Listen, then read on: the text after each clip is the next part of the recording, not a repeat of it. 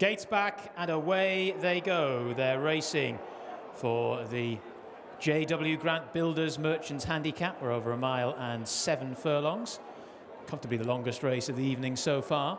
Through the early stages, Strobe in the black and red colours is your leader. In second position, the red headgear of Scribe. Then Hero Story, the sheepskin noseband towards the far side there, in the red sleeves and red cap. Then the fourth place positioned horse at the moment is Asian Wing, another red cap sporter, followed then by Roc des Princes, who's racing in fifth there, the pink and dark blue. Then La Bacateuse, who ran yesterday at Musselburgh, finishing third in the process. Then Gold Chain in the maroon and white, followed by El Masivo.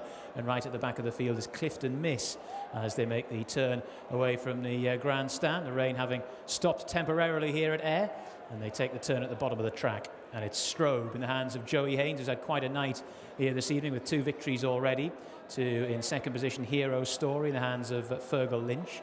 Then after that, in third position, the yellow jacket of Scribe is followed then by Asian Wing, who's ridden this evening by Daniel Tudhope, another jockey who's looking for a multiple victory here this evening. Then La Bacateuse, followed then by Roc des Princes, who's at the inside rail there in the pink jacket.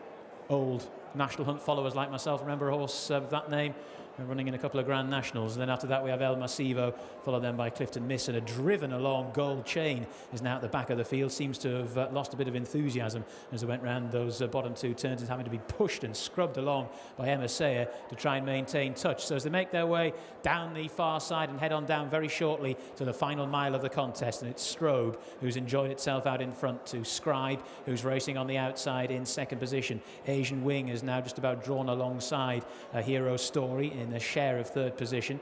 Then after that, Roc des Princes, who's given up that inside rail to nobody. The green and blue of La Bacateuse now just being niggled along. Then after that, Clifton Miss and El Masivo, and it would appear that Emma Sayer is fighting a losing battle with Gold Chain, who's losing plenty of ground and is now in the bin mark, tailed off as they make the turn out of the back straight and start to make the descent. And it's Strobe followed by Scribe here. Strobe the near side, Scribe the red blinkers the far. Then Asian Wing, the red cap, the white face the far side. Sheepskin noseband the near side. Hero Story is racing in fourth, followed then by La Bacateuse, who's in fifth position. Then Roc des Princes, who's racing in sixth. Then after that, right up the inside rail, Clifton Miss and El Masivo in the check jacket is last of those with any realistic chances. They begin to make the turn for home very shortly and go on inside the final 5 furlongs. Strobe and Scribe, these two have been at the head of affairs throughout, to Asian Wing, who's still travelling quite strongly on the outside in third. Hero Story just now being ridden along. La Bacateuse is now really under the pump, and the rest are beginning to struggle as they make the swing for home. And it's Strobe and Scribe. Scribe now just about going on to Strobe up the inside in second. All the while the eye is drawn to Asian Wing, who's making absolutely serene headway down the centre of the track in the hands of double-seeking Daniel Tudhope,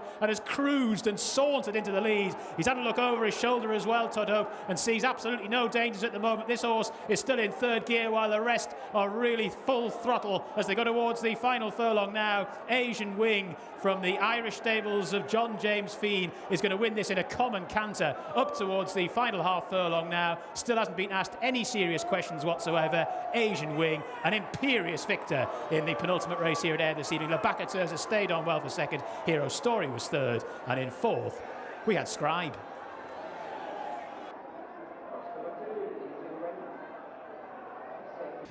Asian Wing then wins our 6th race, the long distance handicap at Ayr. It's a first winner for this fella as a trainer, John Fiend at Ayr, and well, you've had an impressive first winner. Yeah, he was very good. If they were all like that, game would be easy, you know. He would normally be a strong travelling horse though, is he not? He does. He travels very strongly in his races, and he's not keen. He just travels nice in your hands, and he was very impressive there today. Yeah. His form has got a bit of a solid look about it though, has it not? His form is quite good. He had a good run the last day behind Modem and Killarney. He was very unlucky. We had a bad draw that day, and Killarney's a tight track and we just couldn't get a run. He finished third. The winner went on and Frank de Form in Galway in a qualified riders race, a Premier Handicap, and no, he was entitled to win today. Yeah. His flat form, as you say, his turf form's been grand. Before tonight he'd never won anywhere apart from Dundalk.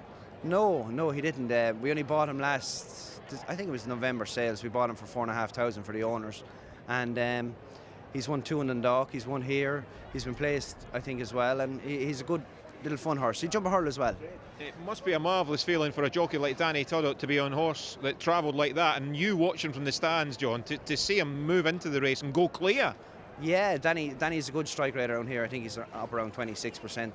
and we were lucky to get him the other day. We rang his agent, and no, it's good when you see any jockey, doesn't matter who they are, sitting on a horse like that. So we'll see what the handicapper has to do, and we'll make a plan then, you know. And you've joined the band of Irish trainers to discover Ayr.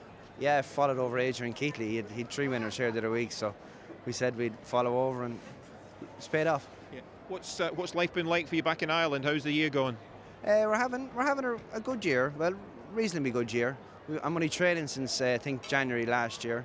We've had 22 winners now, I think, in total. A lot of inexpensive horses. We've won the Premier Handicap. We've had a couple of maiden winners and different things, but it's tough in Ireland. It's very, very competitive, you know. And what about the next runners after tonight? I think we've 4 entered for Leopardstown next Thursday. All competitive races, a couple with chances, please God, and any day you come away with a winner is a good day. Yeah. And what about the journey across? Does it all work for you?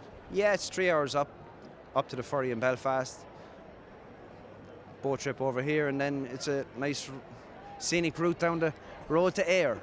And next stop for Asian Wing? We haven't looked any further than today. Today was a good day, so we'll see what the handicapper does, as I said before, reassess it, and we'll go from there. And a good night in Ayr tonight and home tomorrow? Hopefully we'll try and keep the shackles and the lads that own them, and they'll have a bit of fun, yeah. We won't go mad. Yeah. We'll see you back here soon. Please God. Subscribe to Racing TV's YouTube channel now to watch more great races like this.